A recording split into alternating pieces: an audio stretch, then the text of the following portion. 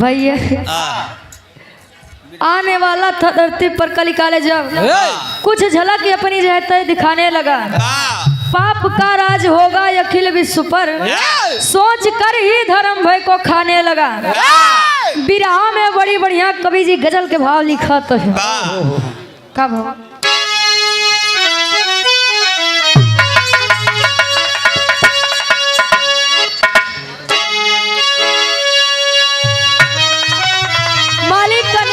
परवरदिगार अल्लाह से फरियाद करे। देखा चाहिए अल्लाह हो चाहे भगवान हो, ना भगवान कबो कहे तू जाए मस्जिद तोड़ा, न कबो अल्लाह कहे तू जाए के मंदिर तोड़ा। भैया सूरज भैया एक बात कहते बड़ी बढ़िया, पढ़बे लिखबे तब जनबे। हाँ वही पढ़बे लिखबे तभी जनबे। भैया कहे का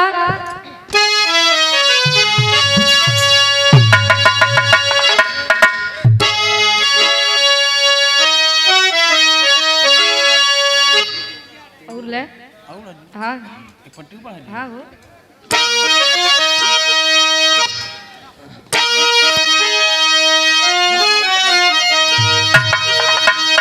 कहे का तेरी रहे मतों का दरिया, अरे तेरी रहे मतों का दरिया सरिया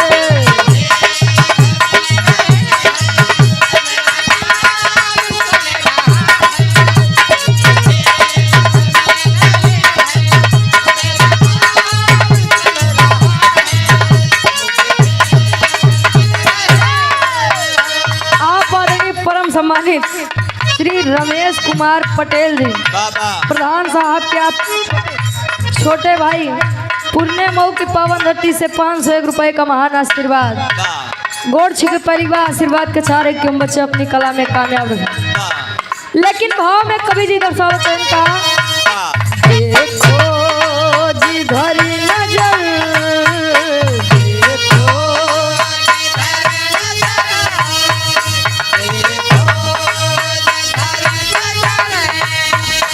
देखो जी धरी नजर नित पाप बढ़ रहा है।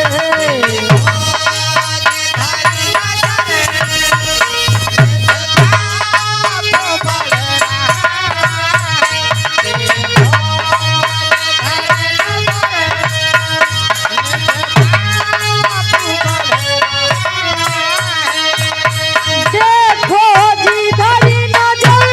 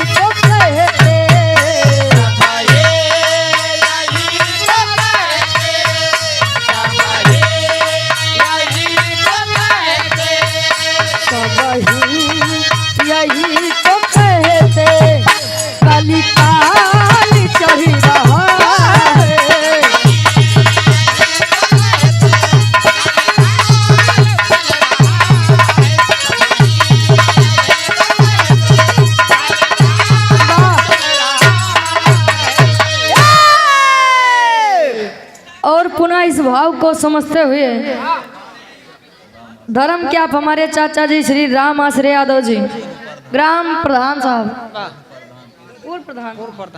पूर्व ग्राम प्रधान साहब, 500 रुपए का महान आशीर्वाद गोड़ छू के पहली बार।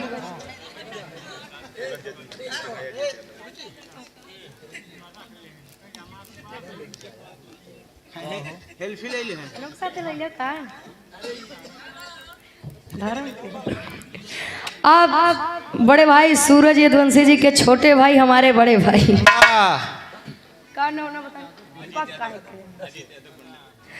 आप धर्म के बड़े भाई अजीत यादव कुंडा की पावन धरती से सुंदर पुष्प पंखुड़ियों में गुथा हुआ हार 51 रुपए का महान आशीर्वाद। आप आदरणीय श्री मुन्ना यादव भाभी प्रधान बेटी की पावन धरती से भैया जी के द्वारा 201 रुपए का महान आशीर्वाद।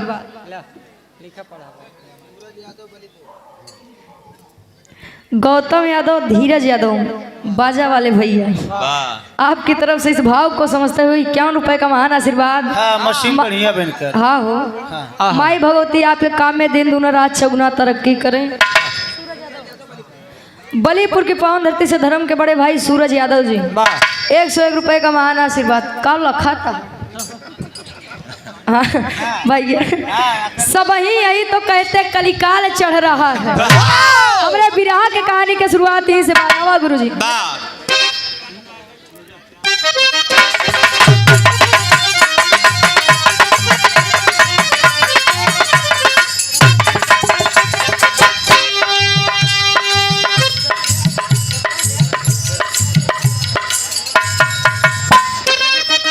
वाह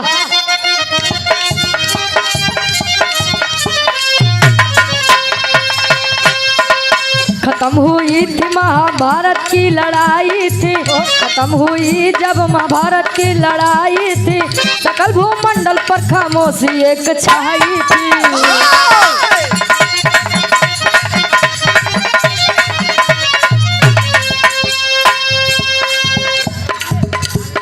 मानिकपुर की पावन धरती से धर्म के आप चाचा जी कमलेश यादव जी 101 रुपए का महान आशीर्वाद गोड़ की परिवार।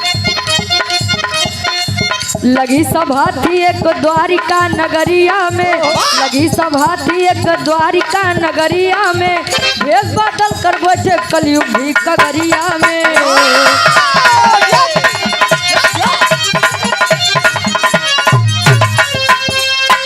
कहे नारद की प्रभु याप के रहते देखा, कहे नारद की प्रभु याप के रहते देखा, भाई भाई पिता पुत्र को लड़ते देखा।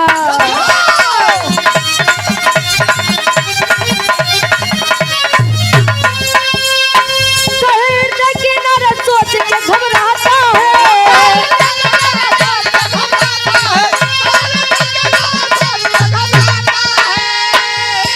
तो कहे नारद जी हृदय सोच के घबराता है। समाज हो न कैसा समझ में नहीं आता है।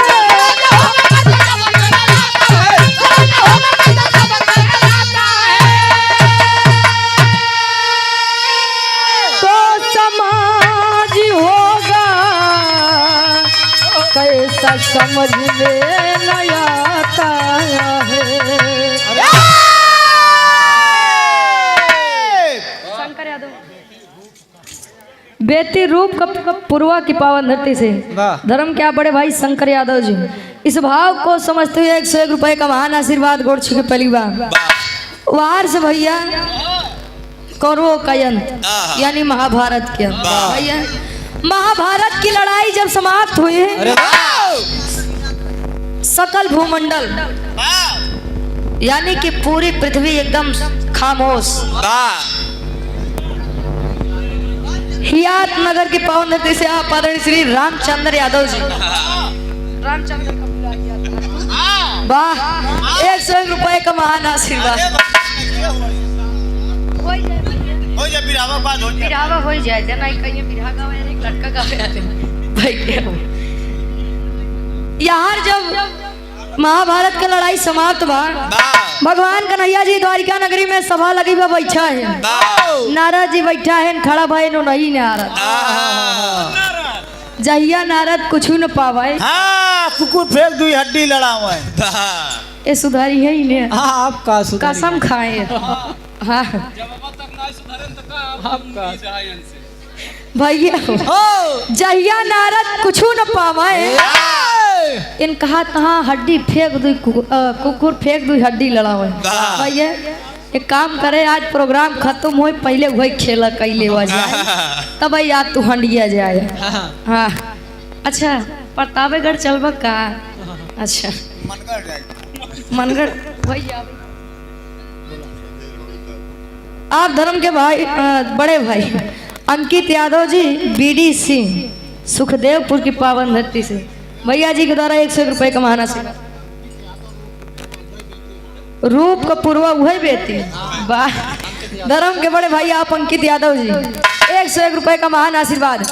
नारद जी खड़ा भयन कहन स्वामी प्रभु नाथ जब तक आप मृत्यु लोक पे रहा तब तो जमीनी जायदाद खातिर या राजगद्दी खातिर भाई भाई के नाई भा बेटुआ बाप के नाई भा। आप आदरणीय श्री बबुआ यादव जी कमलेश यादव जी मानिकपुर की पावन धरती से 101 रुपए का महान आशीर्वाद। कहन तब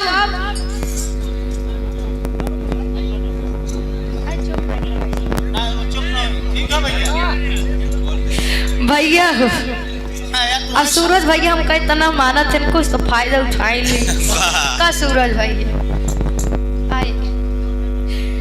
यार नारद जी जब इतना प्रश्न पूछन भगवान कन्हैया जी जान गए। कहे नारद एक काम करा या द्वारिका नगरी के भ्रमण कई के आवा जवन घटना घटाई आई कि हमका बताया हमरे विराह के शीर्षक बात कलयुग के आगमन। कहन जवन होए तो आई के बताया हम तोहर पूरी शंका दूर कई दे। वही नारद जी बीड़ा टेरत नारायण ए बाबू भैया चुप रहा भैया नहीं तिये काव्या का निकाव आई का निकाव गाई तू सब का खाए हमरे नहीं समझ में आवस भैया ये नहीं से भाई बात ही है भैया वहाँ कलयुग जी भेष बदल के बैठा भगवान कन्हैया इशारा करें आप भी जाइए। जाओ बेटा जाओ। ए बेटा हाँ बोलो माते तू यहाँ कवि जी विरहा में गीत लिखा तो इनका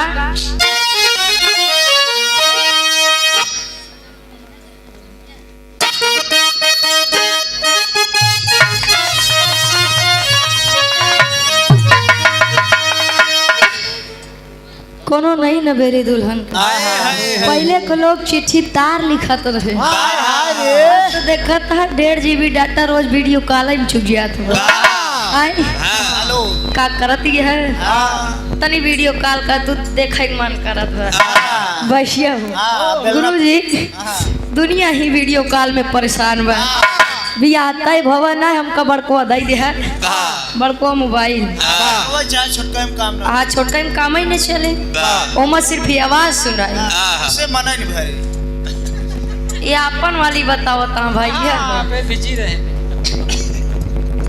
लेकिन पुराने जमाने दुल्हनिया कहे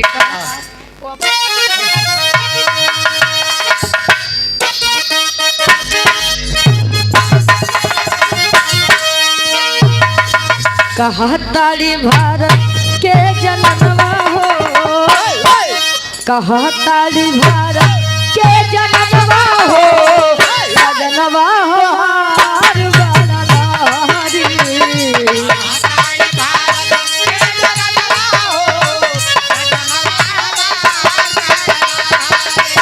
कहतन भारत के जनमवा हो सजनवा तोहार बड़ा लागे।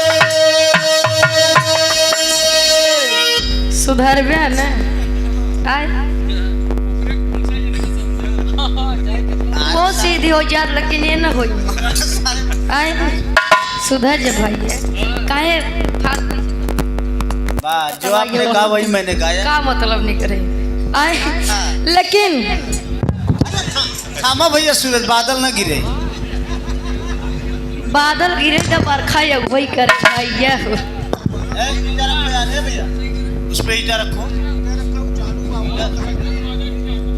नहीं बरखा बादल दोनों एक टेंशन न हेलो भैया ए यहाँ जब नारा जी चला चला एकदम परेशान हो गए व्याकुल हो गए प्यास लगी है तब कभी जी संकेत करते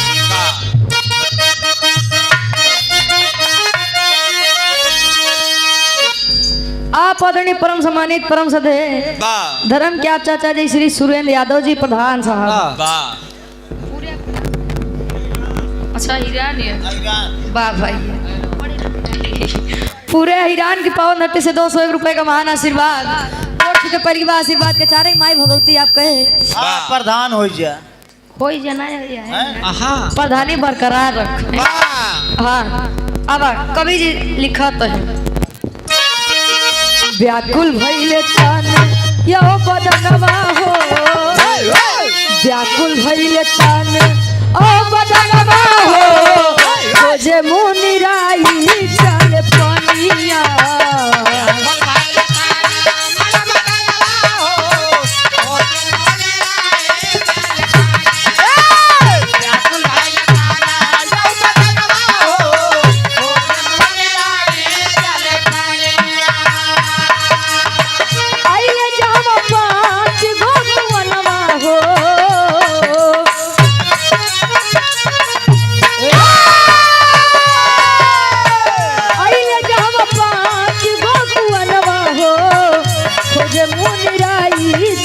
पनिया व्याकुल भइले तन यो बदनवा हो खोजे मुनिराई चल पनिया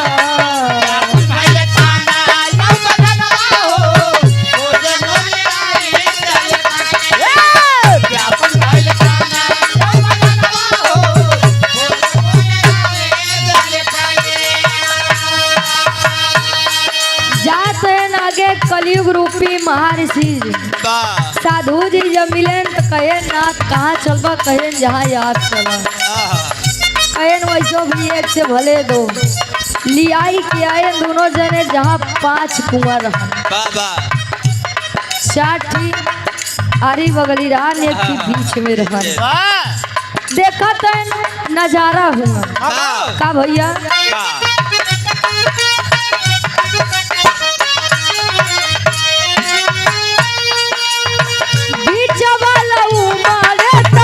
चारों भरी जाला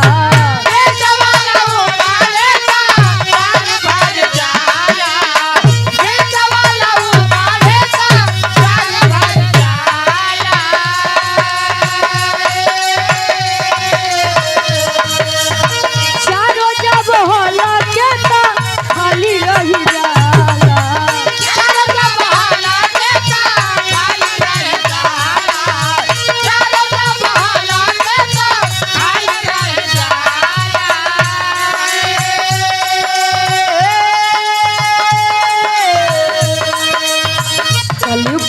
फिर से बयनवा हो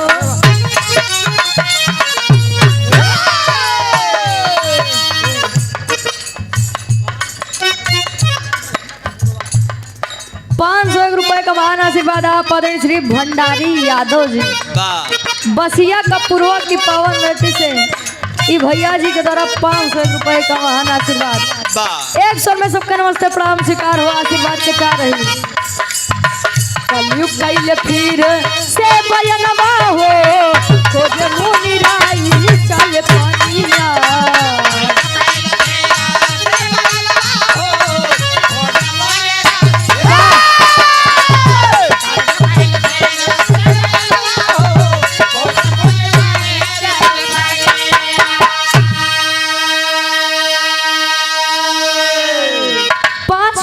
पास पहुँचे देखें तो एक कुआं बीच में 4 ठियारी बगली देखा तन खड़ा है तब ले देखें जब बीच वाला उमड़ा है आए तो करे सैलाब से चारों कुआं भरी जाए, लेकिन जब वही चारों उमड़े तो सोचा एक कुआं ना ही भर पावा, खाली रह जाता। नारद मुनि कहे बाप रे बाप कैसा नजारा बा, बतावा एक ठोरे 4 कुआं भरत बा, इस 4 कुआं से एक कुआं नहीं भरत बा। कहन का नाथ का आई सब, कहन सब देखे रहा कन्हैया जी बताइए टेंशन न ले, हाँ चिंता मत करिए। जाते वही बात सोचा सोचा तबले एक जंगल मिला, एकदम मस्त से हवा बहाती हुई, एकदम शांत माहौल। नारद मुनि सोचन थोड़ा रुक के विश्राम कर लिया जाए। बैठा है न 4 गाय आपस में बढ़िया से चरत यहाँ, लेकिन तबले एक मरकही गाय मक्कर मक्कर हाँ हर हर हो गया प्रतापगढ़ ये सब समझ थोड़े प्रयागराज वाले नहीं समझते। देखे के बैठा रहा तो कुछ नहीं कहा आपका छोड़ बाकी सब, हाँ वहीं से तरी गई भैया 4 गाय देखते हैं आपस में चरत गया, लेकिन एक मरकही गाय आई के उन्हें चारों का 4 दिशा में कई दी अपनो आराम से बैठी बा। नारद मुनि कहे नहीं हो कोनो संकेत, कहन बिल्कुल अगर भगवान कन्हैया भेजे यहाँ तो कोनो न कोनो तो बात होए जरूर। 2 बात हो गया, तीसर का आगे गए तो देखा है एक गाय अबे ताजा ही बच्चा करे वो भाई, अरे हो तुरंत देखा तो है नजारा बड़ा बढ़िया बा। कवि जी गीत लिखत है, भारत यादव लाइट हाउस और साउंड सिस्टम याद नगर की पावन धरती से 51 रुपए का महान आशीर्वाद भैया जी के द्वारा गोड़ छू के पहली बार आशीर्वाद के चाह रही। बड़ा बढ़िया साउंड सिस्टम है भैया यार, हाँ बस बीचे बीचे में सीटियाँ ही कर बढ़िया हाँ। कवि जी लिखत है इनका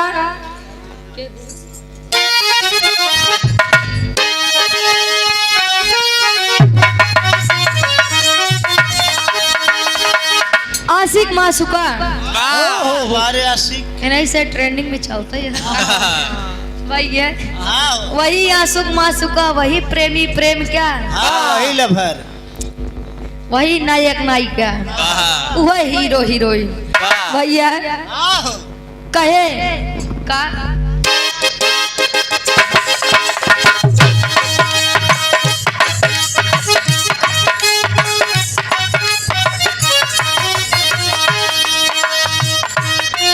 प्रेम का बीमारी इतनी खराब होता है, ओहो जेके जेके लगा मोटाई गए।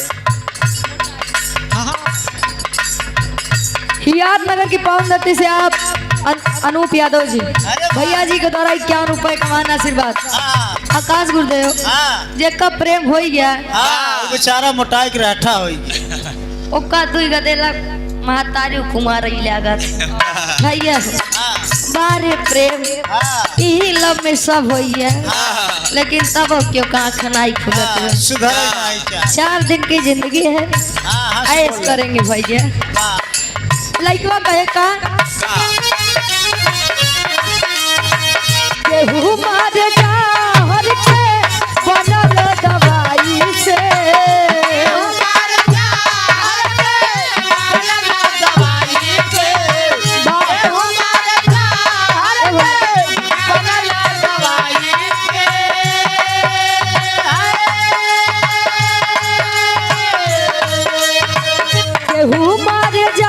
हर के बनल दवाई से, हम तुम्हारी जाइब सोना तोहरा जुदाई से, हम तुम्हारी जाइब सोना तोहरा जुदाई से, हम तुम्हारी जाइब रुचि विरह के गवाई से, हम तुम्हारी जाइब रुचि विरह।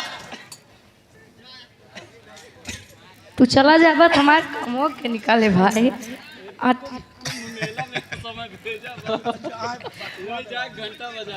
वही लाई है वहाँ बैठल। हाँ भैया हो नाम हाँ हाँ भैया एक काम करा बिरहा बिराई छोड़ा हाँ वह लोहार एक काम पकड़ा बात आ बजाए के आगे वाला भाई बजा लिए तोहार बाबू टेंशन न ले भैया हारमोनियम तो बजावे आज तोरो बाबू पढ़ावे टेंशन काहे लेता हो केहू मार जा हर के बनल दवाई से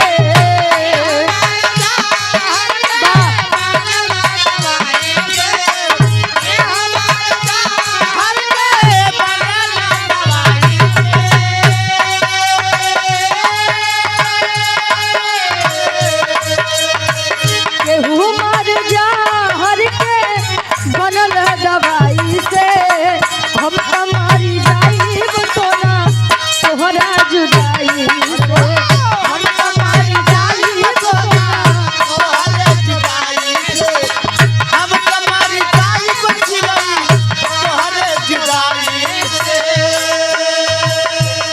वाह हमका लगा थे ना में चाची बोलाए भैया काहे बेकार लगा था का हो लेकिन कवि जी भाव में बड़ी ऊंची लाइन दर्शावत है इनका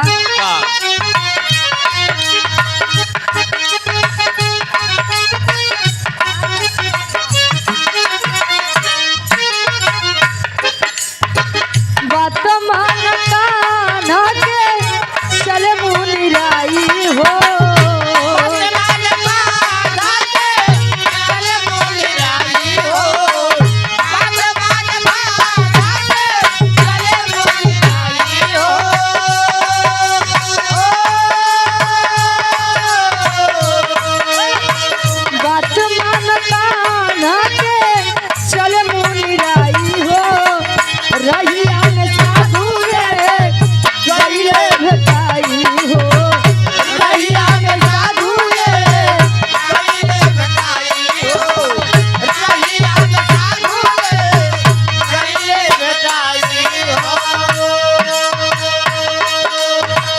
जात रहल दोनों जन पड़ल गैया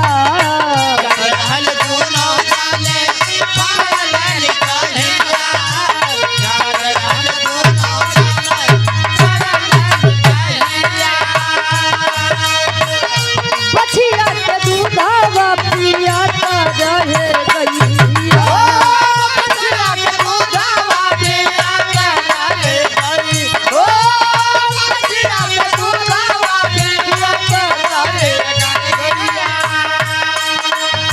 आदरणीय परम सम्मानित धर्म के आप बड़े भाई गौतम यादव धीरज यादव जी बाजा वाले भैया इस भाव को समझते हुए पुनः 51 रुपए का महान आशीर्वाद 100 में सबके नमस्ते प्रणाम स्वीकार हो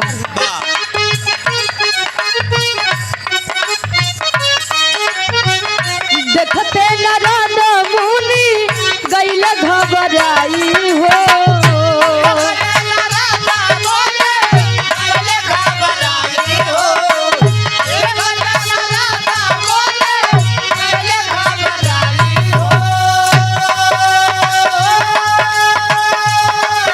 देखते नारद मुनि गैले घबराई हो रहिया में साधु गैले भटाई हो रहिया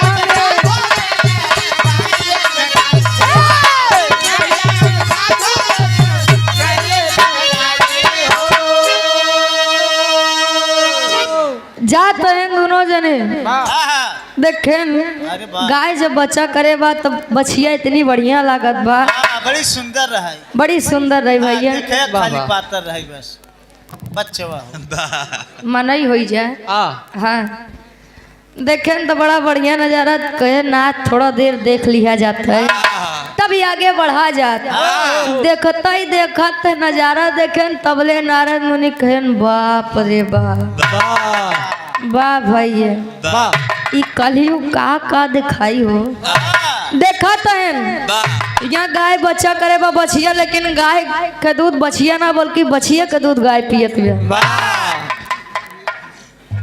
अब विजय यादव अच्छा विजय कुमार यादनगर की पावन धरती से 51 रुपए का महान आशीर्वाद देखें कहन बाप रे बाप ना ठीक का बतावा हाँ। बछिया इतनी छोटी से ठीक है बछिया का दूध गाय पियत बे ये तो हम पहली बार देखत है कहे नहीं अबे कहा आगे आगे चला दिखाई का भैया सोचत है कभी जी टेरी के भाव में संकेत करत है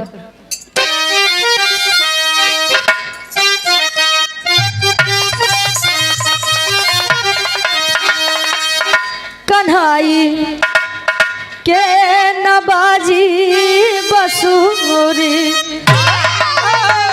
अरे कन्हाई के नबाजी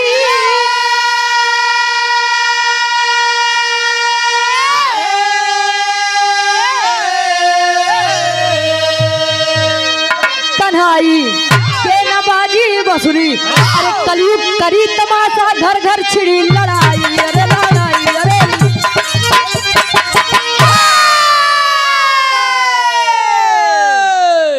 कलयुग करी तमाशा घर घर छिड़ी लड़ाई कन्हाई के न बाजी बसुरी भैया महाभारत एक भरा लेकिन याद देखत घरे घरे महाभारत छिड़ावा झूमर के भाव में कवि जी संकेत करत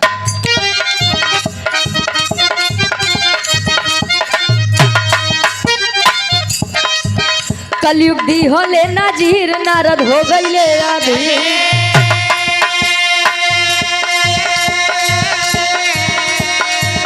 बड़े अगवा प्रवीरिया रुझाई गईले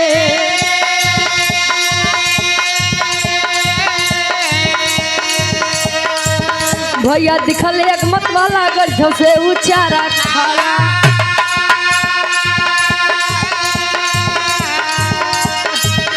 नारद कहे कवनी ब्याला बात बताई गईले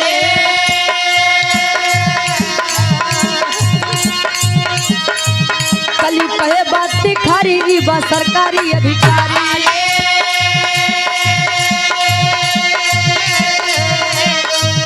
दिह काम रोजी टारी नित घुमाई गईले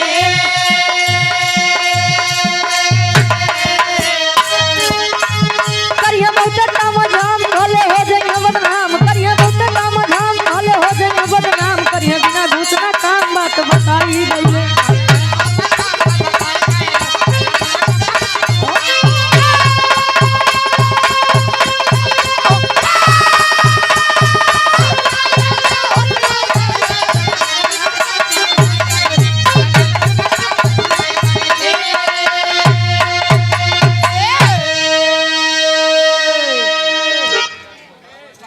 अच्छा धर्म क्या बड़े भाई सूरज यदुवंशी जी के आप पूजनीय जीजा जी अरे वाह आप आदरणीय श्री रोहित यादव जी वाह जीजा जी के द्वारा वाह बारे जीजा जी 101 रुपए का महान आशीर्वाद आगे जी पीछे जी खाली बिचोई में जा देखा था सूरज भैया अपने जीजे बेइज्जती करत वाह अपने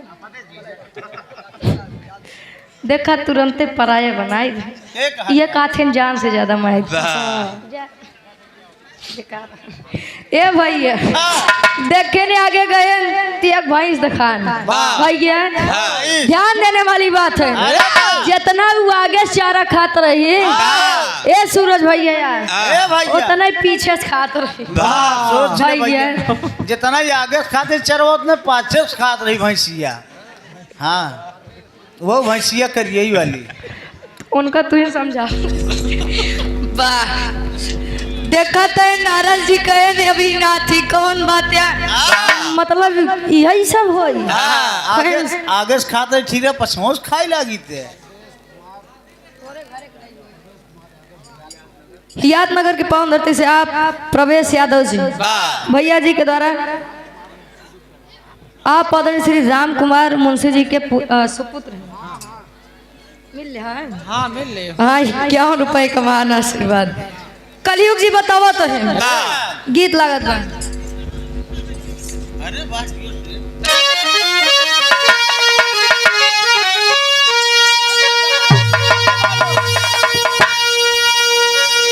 अरे झुलनिया के गुजवा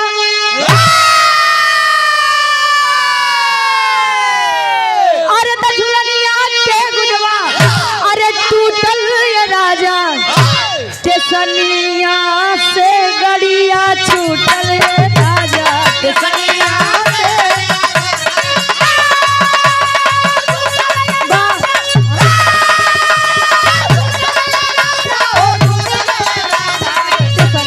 से गड़िया छूटल रे राजा।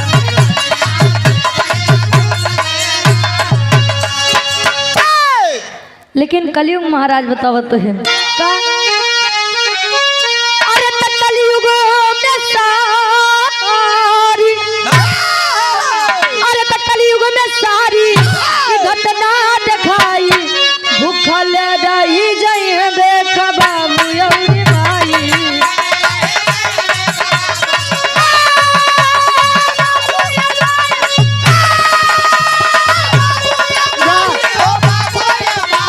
भूखल रही जई देख बाबू यौरी माई।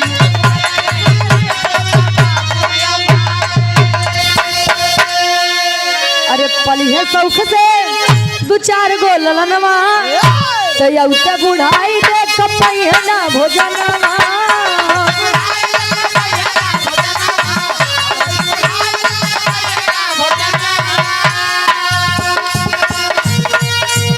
अरे धन दौलतिया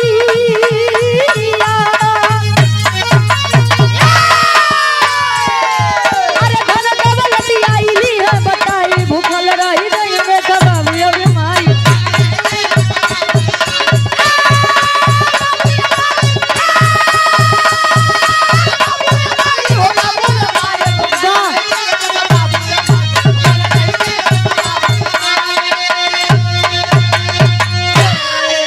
हियातनगर की पावन धरती से आप परम सम्मानित चाचा जी कमलेश कुमार यादव आप आदरणीय श्री कमलेश कुमार यादव जी ये बाबू जी के द्वारा पुनः 51 रुपए का महान आशीर्वाद गोड़ छू के पैर की बा। कलयुग महाराज कहते हैं अगर इतना ही नहीं बर्दाश्त बा तो सुना कुछ बात बतावत है कहे कलयुग में सारी घटना दिखाई भूखल रही जाइए देखा बाबू यौरी माई। कहे कलयुग जब आई न तो एक महतारी बाप 4 गदेला शौक से पली है। एक कुआं का मतलब एक महतारी बाप और 4 कुआं वही कुआं माने 4 संतान। एक माई बाबू 4 गदेला शौक से पाली है लेकिन वही 4 गदेला एक काका या माई बाबू को न पाल पाई है। बड़का भैया 1 महीना तू छोटका भैया 1 महीना तू मझिल का जने 1 महीना तू और सबसे छोटका ना जने 1 महीना तू। वाह भाई हाँ जौन दिन 31 के महीना एक दिन माई बाबू वैसे सो गया। हाँ वैसे तू आशा भूख रहेंगे भाई कहे रामचंद्री बाजे बजे वाह। पहली बात कुआं उर मतलब जौन 5 कुआं रहनु और दूसरी बात जब गए 4 गाय आए आपस में बढ़िया से रही लेकिन एक मर कही गाय चारों की अलग कर दी तब 4 पतो अगर 5 गदेला बाटे 4 पतो बढ़िया रही है आपस में मेल जोल बनाई के रखे हैं लेकिन जो सबसे छोटकनी आई ने भैया कुछ हाय ले रहे आप आदरणीय श्री रामपाल यादव जी बसिया कपुरों की पावन धरती से बाबूजी के द्वारा 101 रुपए का महान आशीर्वाद। आप आदरणीय परम सम्मानित श्री राजेश यादव जी बसिया कपुरों की पावन धरती से 101 रुपए का महान आशीर्वाद। दातार सुखी रखे ये भैया मालिक करे भंडारी आपके हमेशा भरा रहे। आए दूसरी बात 4 पतो है आपस में बढ़िया रही है लेकिन एक ही काका आई गए तो जान ले चारों की अलग कई दे के बाद जान ले गंगा पार आप आदरणीय श्री राम समुंदर पाल 7 समुंदर राम कहते ही तो 51 रुपए का महान आशीर्वाद।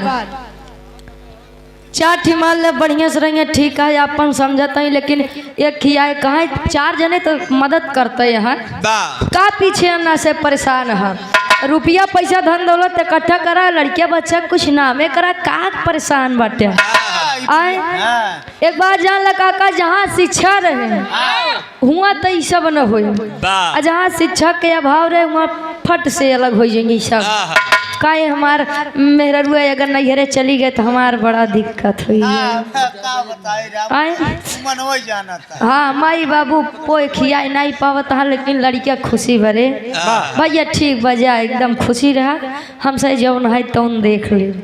दूसर की बात तीसर की बात बछिया का दूध गाय पियत रहे। जब लड़किया अपने घरे से माई बाबू का निकाल दी है तब माई बाबू कहाँ जाएंगे बिटिया का धन खाइए भैया यही बड़े गैया बछिया का दूध पियत रहे। संकेत रहा संकेत था। तीन बात। चौथी बात एक भैंस जितना आगे चारा लेत रही उतना ही पीछे से आगे पीछे दोनों चारा बराबर ले कहे नु कवा कहे कलयुग में आवे वाले सरकारी अधिकारी लोग है देखा बाबू भैया लोग जे भी होया नाराज न होया काहे से कि पाछे से लेत हो जितना सरकार वेतन देती बा उतना भैया कुछ ऊपर के कमाही घूस लेते हैं। हाँ 2-4 हजार दे देता तो हर काम हम तुरंत ही करवाई दी। जाओ पाछे से डिग्गी में डाल दो भैया यही बड़े हुआ गोस पिछवा दोनों खाता हम भैया कभी जी लिखाते हैं पापड़ के भाव में।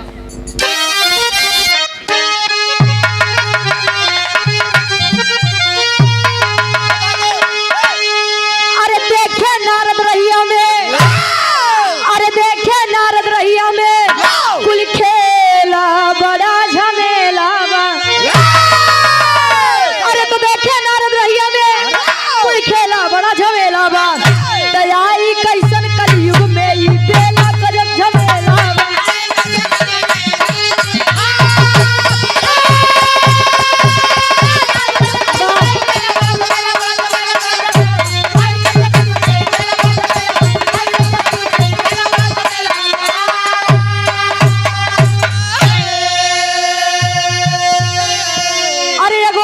पहाड़ भारी खाला हवा में गोता हो तो बिना आधारू बनल रहल अब खाली कच्चा सूता हो। अरे भागे मुनिवरु हवा से अलबेला बड़ा झमेला बा। अरे तो भागे मुनिवरु हवा से अलबेला बड़ा झमेला बा। ते आई कैसन कलयुग में ई खेला बड़ा झमेला बा।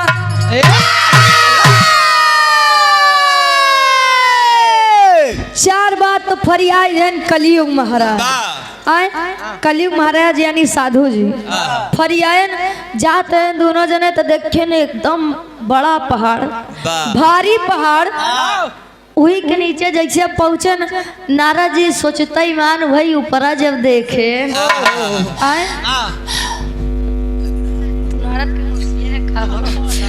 नारद जी जब ऊपर देखे तब देखे नो कई सिरा यानी एकदम ऊपर हुए बिना आधार यानी कच्चा सूता एकदम पतला सा धागा से ऊपर से बंधा नीचे लाइक सिर्फ छोड़ दिया रहा।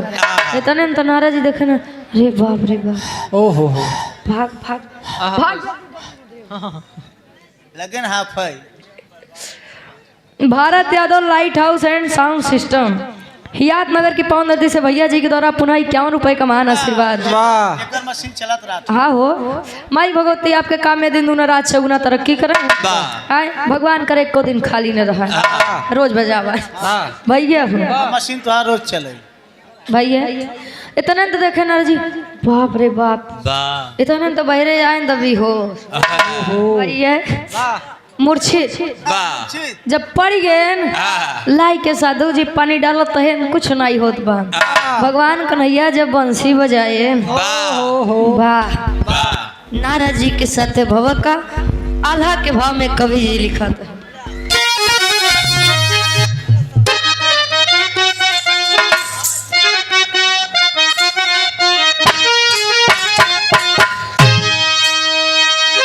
सतयुग में रहल भारी सत्य के पहरवा भैया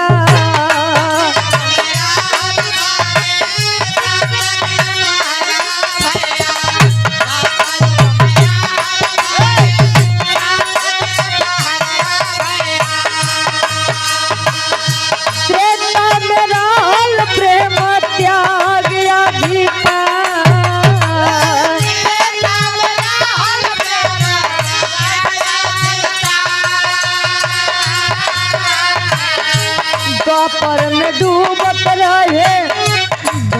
प्रेम के नैया बाबू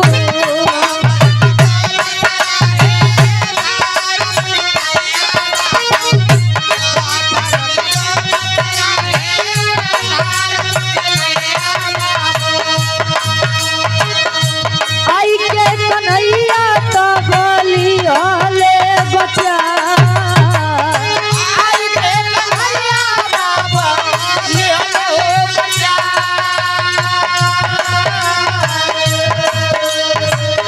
मूर्छा में नारद गिरल रहले जमीनिया पंचो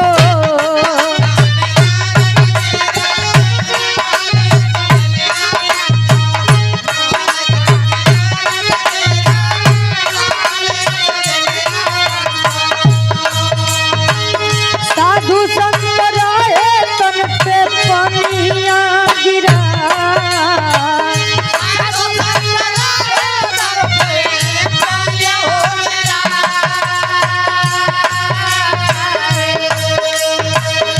रहिया के बात तब तावे लगले नारद बाबू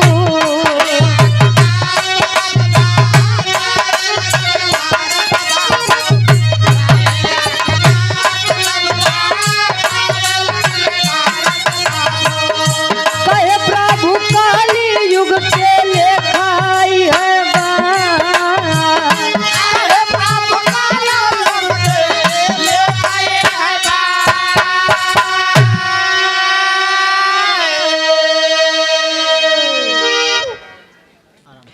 सतयुग में सत त्रेता में प्रेम भैया और द्वापर में जब धर्म के नाव डूबत रही तो स्वयं भगवान कन्हैया आई के बचाए लेकिन यह कलयुग में के बचावे भैया प्रेम था त्याग था लेकिन आज वाले का करत था भैया चाहिए जो उनका हमसे भैया रामायण महाभारत आए वही गावई ला गए ढेर जगह ऐसा अरे यार एक सब सुने कुछ नया गावा आए पहले के जमाने में भाई भय हरा होता था क्या होता था? भय हरा भय को हरने वाला आज के जमाने में भय करा भय को पैदा करने वाला भैया हाँ हो राजा दशरथ जी के बात मान के राम जी 14 वर्ष वनवास खातिर निकलिए आज के गदेला 14 महीना ड्यूटी करे तो जाना है भैया साथे लक्ष्मण जी चला गए काहे बड़े भाई के प्रति प्रेम था लेकिन आज के आए पावे तो मूड़ी काट ले साथे का जाएंगे साले नजर फेरते हो भैया हो आए एक वहाँ जमाने भौजाई और देवर का प्रेम रहा और एक आज पावल एक भाग जाए मौका तो मिले अरे छोटवा भाई हैं तब ये बच्चा है भैया यार जब भगवान कन्हैया आए नारद जी सारी बात बताए कहे नहीं यही सत्यवान आप पूछ रहे थे कि हमारे बिना इस मृतलोक में होगा क्या तो साक्ष्य मिलेगा और कुछ कहे नाथ बस एक चीज पहाड़ी और कच्चा सूतक का मतलब कहन का कहन पहाड़ जैसे भारी अधर्म पाप चोरी हत्या ये सब बढ़ जाए और कच्चा सूता जैसे सिर्फ सत्य रह जाए धर्म रह जाए भगवान कन्हैया जी बताते हैं आखिरी में खड़ी के भाव में आप आदरणीय श्री सुरेंद्र यादव जी युवा प्रधान शाहपुर पूरे हिरान की पावन धरती से 101 रुपए का महान आशीर्वाद आवा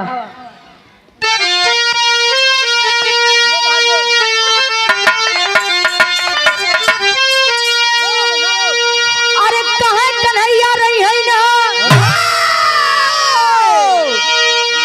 अरे कहाँ कन्हैया रही है ना अब धर्म के प्रहरी अरे कहाँ कन्हैया रही है ना अब धर्म के प्रहरी खूब कलयुग में पाप के मोटाई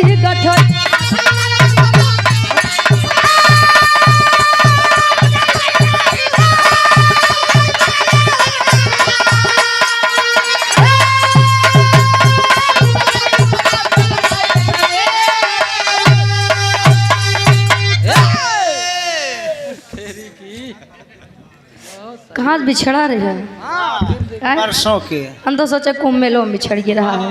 हाँ भैया हो कलयुग कन्हैया महाराज बताओ तो है यही सब दिखाई भैया। अरे त्याग बलिदान घटी बटी कुल ही ना आपके तो ढोंगी लोग बनैली है।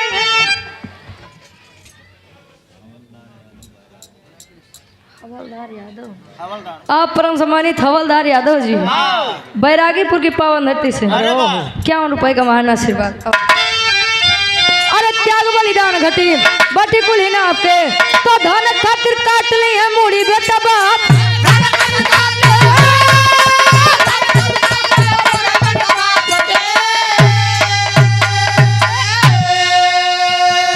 अरे गुरु बनाइए अपने ए गुरुजी अरे गुरु बनाइए अपने अब शिष्या के में हरी। अरे तोरे हाथ गावा टेंशन ना ले भैया अब बात बोलती हो तो का थोड़ी क्यों कहा यार गुरुजी वहां हो ए हांडिया पहुंचाई दे। आप आदरणीय श्री हीरालाल प्रजापति जी वाह 101 रुपए का महान आशीर्वाद। ये श्री क्या कहाँ जैसे लाया था ये नहीं कहा था आपका नहीं कहा था। हाँ अब अरे गुरु बनाइए अपने अरे शिष्या के में हरी। वाह बारे कलयुग के गुरु गुरु महाराज कसम भगवान ने आपका नाम कहा था भैया। अरे गुरु बनाइए अपने अब शिष्या के में हरी खूब कलयुग में पाप के मोटाई गठन।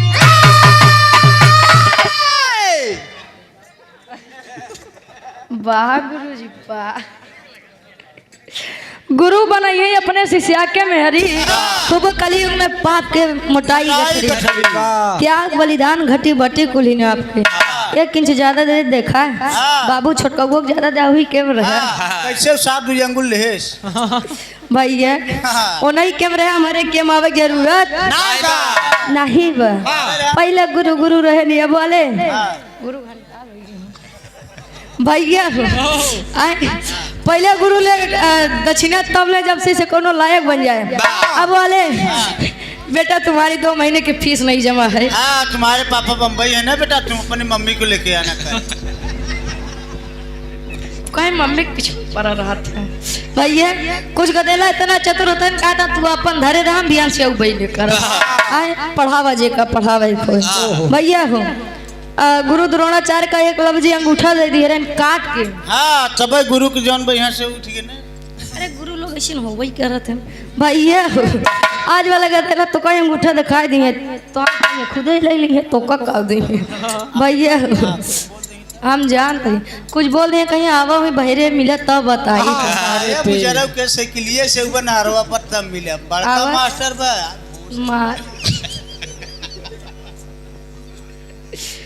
वाह भैया यही या कलयुग आज जब नहीं देखा था 100% में 80% सत्य बा। हाँ 20% लोग ये पुराने थन जियत है आखिरी में खानदान का परिचय बा।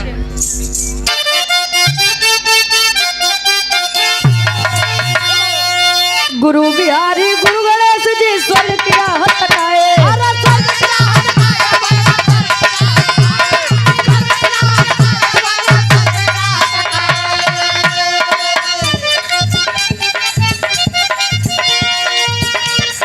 कभी चंद्रिका राधे श्याम जी देखा गीत सजाए।